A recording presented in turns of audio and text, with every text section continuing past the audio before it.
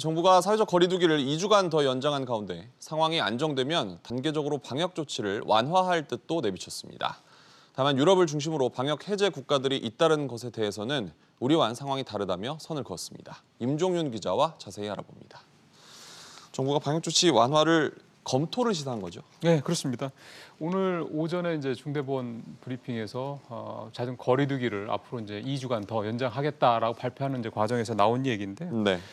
전제가 있습니다. 위중증이라든가 치명률이 안정적인 수준을 유지돼야 한다는 겁니다. 얘기 들어보시죠. 확진자가 증가하더라도 위중증, 치명률이 계속 안정적으로 유지되고 의료체계 여력이 충분하다면 방역 규제를 단계적으로 해제하면서 일상 회복을 다시 시도하기로 논의를 하였습니다.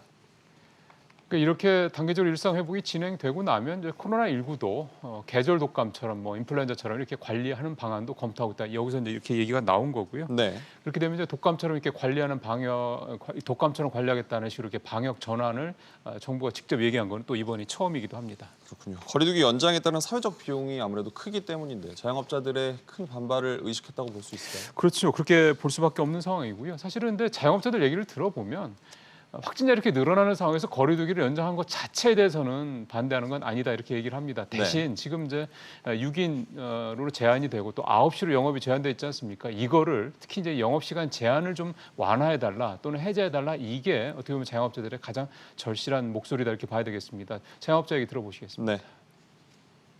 영업시간 제한은 대신에 좀 풀어줘야 되는 것 같아요. 인원 제한은 필요할지 몰라도 영업시간 제한은 좀 완화해줘야 아니면 다 풀어주든지 해야 자영업자들 살 길이 생길 것 같고요.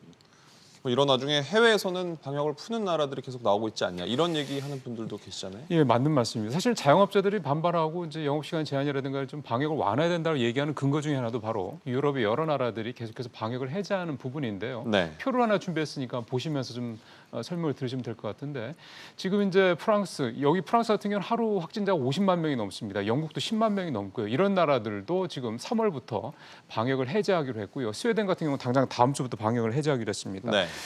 이들은 방역 패스 해제 같은 건 물론이고요. 아예 마스크까지 안 써도 된다. 뭐 이렇게까지 좀 얘기를 좀 하고 있는 건데요. 이들이 방역을 해제하겠다라고 얘기하는 근거는 3차 접종률이 50% 이상이다. 또 입원 환자가 이제는 관리가 가능한 수준이다. 이게 이제 이들의 해제 근거가 되겠습니다. 앞서 말씀하신 대로 우리 정부가 검토하겠다는 방역 완화가 유럽 수준을 의미하는 겁니다. 그렇지는 않습니다. 정부 입장은 유럽과 우리나라는 사정이 다르다라는 데 방점이 찍혀 있습니다. 일단 정부 설명 들어보시죠. 네.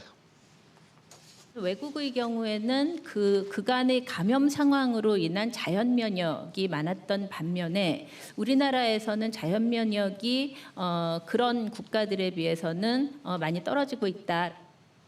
예, 정부 얘기를 조금 더 풀어서 설명을 드리면 그들은 처음부터 이 방역을 우리처럼 하지 못하다 보니까 감염자가 워낙에 많았고 그러다 보니까 자연 면역이 자연스럽게 이루어진 거고요. 우리는 방역을 잘해서 그들보다 감염자가 적기 때문에 그들처럼 똑같이 자연 면역을 기대하고 방역을 풀 수는 없다 이렇게 말씀드릴 수 있겠습니다. 그렇군요. 구체적인 양상이 좀 다르다는 얘기죠. 그렇죠. 임 기자 잘 들었습니다.